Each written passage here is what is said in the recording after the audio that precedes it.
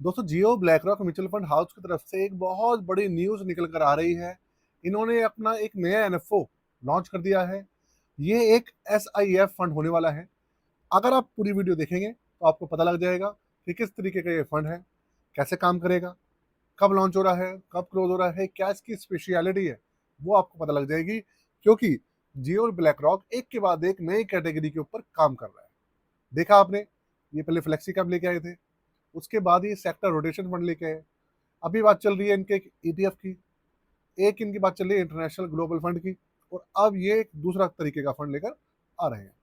तो लेकर चलता हूँ आपका कंप्यूटर स्क्रीन पर। उससे पहले चैनल को सब्सक्राइब करके वीडियो को लाइक जरूर करके जाएगा दोस्तों।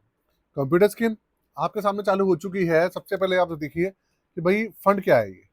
कि जियो ब्लैकनर म्यूचुअल फंड हाउस ने लॉन्च कर दिया है prism hybrid long short fund, जो कि एक एसआईएफ है। एसआईएफ का मतलब हो गया स्पेशलाइज्ड इन्वेस्टमेंट फंड। अब एक्चुअल में इसका जो नाम है, आपको भाई नाम से पता लग रहा होगा भाई स्पेशलाइज्ड है। इसके अंदर किस चीज के लिए स्पेशलाइज्ड है ये? क्या ये जो दूसरे म्यूचुअल फंड्स होते हैं उनसे अलग है, उनके जैसे ही है, ईटीएफ की तरह है, स्टॉक्स की तरह है? एक्चुअल में है क्या? आप वीडियो देखिए, मैं आपको एक एक करके पूरी की पूरी कहानी बताऊंगा इसकी। क्या इसकी अच्छाई है, क्या इसका सबसे बड़ा माइनस पॉइंट है, क्या इसका पॉजिटिव पॉइंट है, सब पता लगेगा। सबसे पहली बात, ये लॉन्च कब हो रहा है आप ये देखिए। इसका जो पूरा नाम है मैंने आपको बता ही दिया है, Jio BlackRock mutual fund prism hybrid long short fund. मतलब इसका नाम जो है वो है Jio BlackRock prism hybrid long short fund, और ये इनका पहला एसआईएफ है। अब दूसरी बात, ये इसकी सबसे बड़ी जो खासियत है वो क्या है कि एक हफ्ते के अंदर ये 2 बार रिडेम्पशन अलाउ करेगा। फंड लॉन्च हो चुका है, 29 तारीख को ये लॉन्च हुआ है, और 13 जुलाई तक ये ओपन रहने वाला है। मतलब करीबन 14 दिन के आसपास इसका एनएफ पीरियड पूरा का पूरा चलने वाला है। अब सबसे वाली बात, ये फंड है क्या, किस तरीके का है, और इसकी स्ट्रेटेजी क्या है? तो देखिए एक्चुअल में क्या है कि जो हमारे म्यूचुअल फंड्स होते हैं उनके अंदर होता क्या है कि उसके अंदर इक्विटी वगैरह ही जो होती है ज़्यादातर वही रहती है।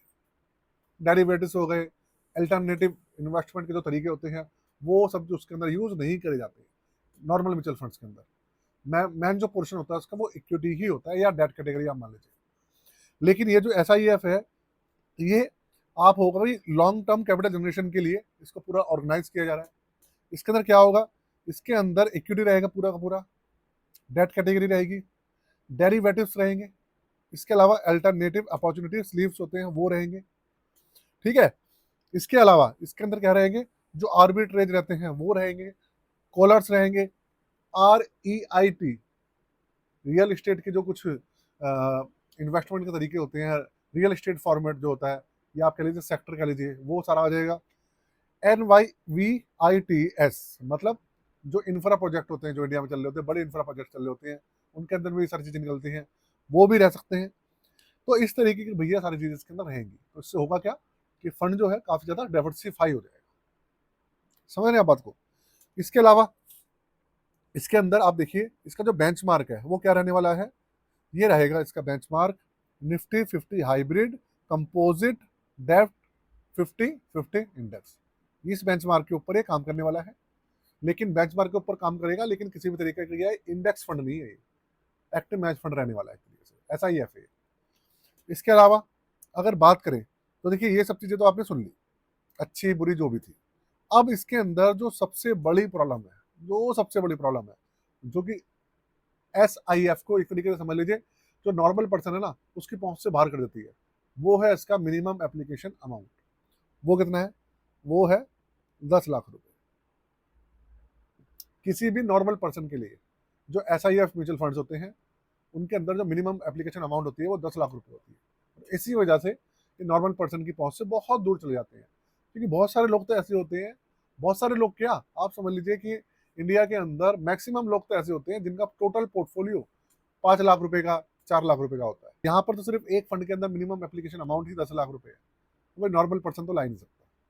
ये भैया जो बड़े लोग हैं उनके लिए ऑब्वियसली बात है।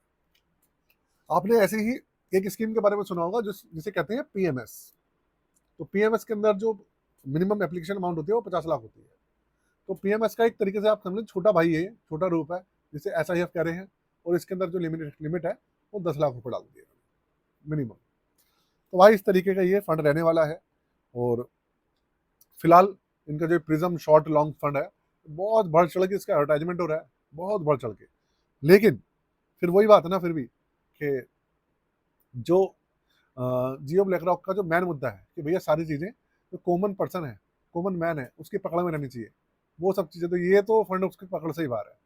तो इसलिए यहाँ पर तो इनको बहुत ज़्यादा AUM, बहुत ज़्यादा सफलता प्राप्त नहीं होने वाली है, ऐसा मुझे लगता है। एक्चुअली वो हो क्या रहा है कि अभी के समय में एक के बाद एक नई AMC जितनी भी हैं, पुरानी AMCs हैं, वो SIF बहुत लॉन्च कर रही है, इसलिए इन्होंने भी SIF लॉन्च करना शुरू कर दिया है।